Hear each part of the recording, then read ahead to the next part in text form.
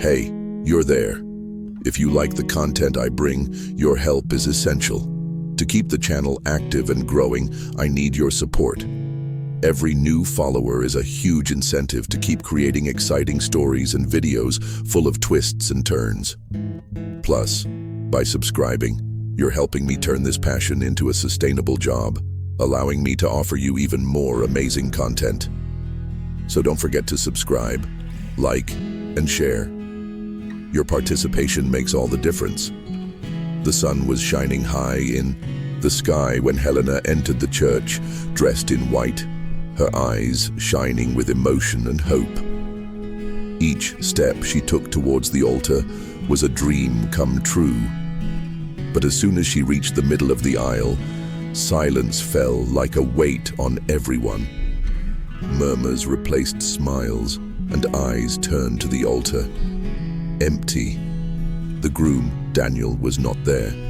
A confused priest, disconcerted guests, and a mother who ran with her cell phone in her hands. He had sent a message. "I'm sorry, Helena. I can't keep lying. I love someone else." It was there, in front of everyone, that she felt the ground disappear. The flowers no longer had their scent. The music stopped playing. The humiliation was absolute. For days, Helena remained in seclusion, unable to leave the house. Her image was on every gossip site, shared like a tragic spectacle. Bride abandoned at the altar. Watch the video of the exact moment. People had no mercy. Friends drifted away. Co-workers whispered behind her back. And as if that weren't enough, she discovered a week later that she was pregnant. The positive test seemed like another cruel joke of fate. Alone, without support, abandoned and judged, Helena looked at the mirror with tears in her eyes. But at that moment, something inside her changed. If no one is going to be by my side, then I will be. For my son.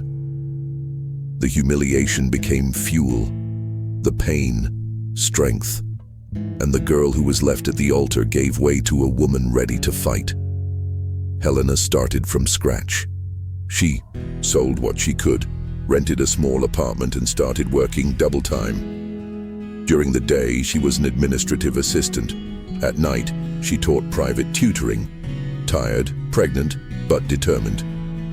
Daniel, on the other hand, was on his honeymoon with his new love, the daughter of a millionaire businessman. He believed he had changed for the better. What he didn't know was that the girl's father was also the majority shareholder in his family's company. And when he found out about the scandal involving his name and Helena's abandonment, he was furious. "You tarnished my daughter's name and that of our company." Daniel was removed, and the empire he thought he would inherit began to crumble. Meanwhile, Helena grew up, silently, protecting the child she was carrying in her womb. Raphael's birth was a turning point. Helena was afraid, of course. But when she looked at his little face for the first time, she knew it had all been worth it. Raphael was the light after the storm. She decided to register her son with only her last name, refusing any connection with Daniel. As he grew, the boy showed himself to be intelligent, sensitive, and charismatic. People who had mocked Helena now looked at her with respect. She began to share her story on social media, with moving texts about overcoming, motherhood, and dignity. Her voice gained strength. Invited to give lectures, Helena became a symbol of rebirth. The abandoned bride became a reference for courage. But destiny, always attentive, still had unexpected plans. When Raphael was 5 years old, a letter arrived at Helena's door. It was from Daniel's family. Raphael's grandfather, who was already weak, wanted to meet him. At first, she ignored it. She didn't want to expose her son to that past. But he was so insistent that she gave in on one condition. "I don't want anything from you. Raphael doesn't need you." When her grandfather met him, his eyes filled with tears. He saw in his grandson the heir he had always wanted. A boy with a sparkle in his eyes that reminded him of his youth. Daniel, now broke and abandoned by the woman he had chosen, returned to live with his parents. And when he found out about the meeting, he tried to get closer to them. "Helena, I was wrong. I want to be part of my son's life." But she firmly replied, "It's too late now. He already has everything he needs." The most unexpected revelation came soon after. Raphael's grandfather changed his will, making the boy his only direct heir. Helena was shocked. That fortune, that empire, now belonged to her son. The same son Daniel had chosen to ignore. The old man died a few months later, and the news spread quickly. The press tried to turn the story into a scandal, but Helena remained calm. She made sure to shield Raphael, protecting his childhood and maintaining her dignity above the curiosity of others. Daniel, desperate, tried to contest the will, but was ignored even by the family's own lawyers. "You made your choice when you turned your back at the altar." And for the first time, Helena didn't cry. She smiled. Not for revenge, but for justice. Helena was not dazzled by the inheritance. On the contrary, she set up a foundation in her son's name, dedicated to supporting single mothers in vulnerable situations. She used part of the funds to open a network of community schools and became a reference in philanthropy. In every speech, she repeated, "It's not about what they do to us, it's about what we do with it." Daniel, now a bitter man, wandered in the shadows of his own choice. He lived off small favors, brooding over the past. He tried to sue Helena for parental alienation, but lost on all counts. The courts did not recognize any emotional bond between him and Raphael. And the boy, when asked, simply said, "My father is my mother." It was the symbolic end of an era.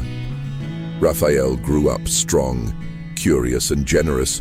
Under Helena's guidance, he became an admired young man, and at a public event, when he was 17, he gave a speech that moved everyone. "My mother is the reason for everything I am. She taught me that it doesn't matter where you start, but where you decide to end up." Social media exploded with messages of support. Helena, moved, felt that she had accomplished her mission. But fate, capricious, still had one last reckoning in store. Daniel, now sick and lonely, sent a final letter. "Forgive me, I just wanted to love you the right way." Upon reading those words, Helena felt an echo of the past. But there was no more pain. There was only the certainty that she had survived and won. That same week, she decided to visit Daniel for the last time. He was unrecognizable, exhausted, fragile. "You came," he said with tears in his eyes. She didn't answer right away. She just sat down next to him. "I didn't come for you. I came for myself, to end this story in peace." They sat in silence for long minutes. No accusations, no promises, just the weight of what was and what could have been. When she stood up, Daniel smiled weakly. "You were everything I never knew I could be."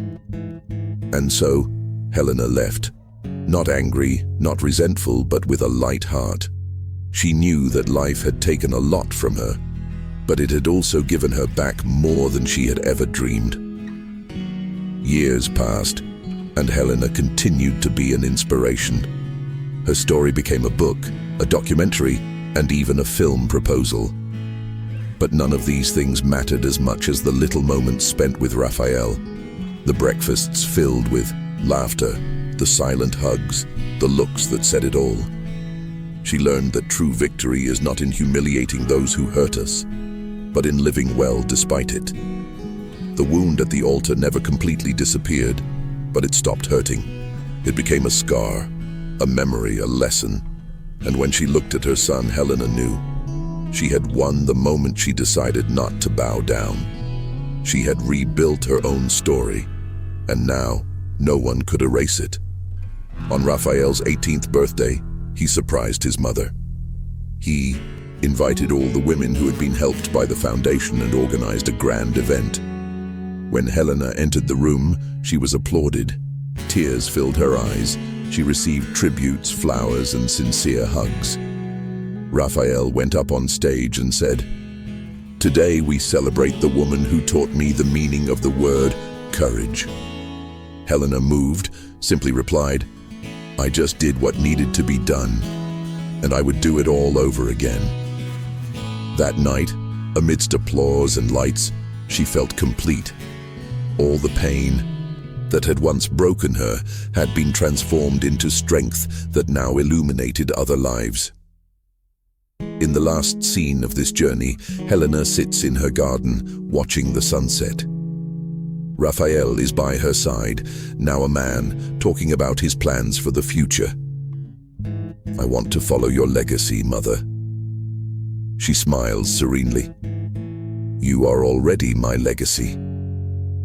The silence between them is comfortable.